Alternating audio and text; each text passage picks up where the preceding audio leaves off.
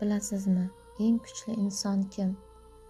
Kechasi yig'lab, tongda hech narsa bo'lmagandek ishga boradigan va farzandiga eng yaxshisini ilinadigan yolg'iz ayol.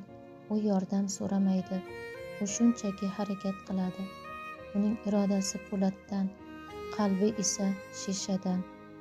Uni sindirish oson, lekin yengish imkonsiz.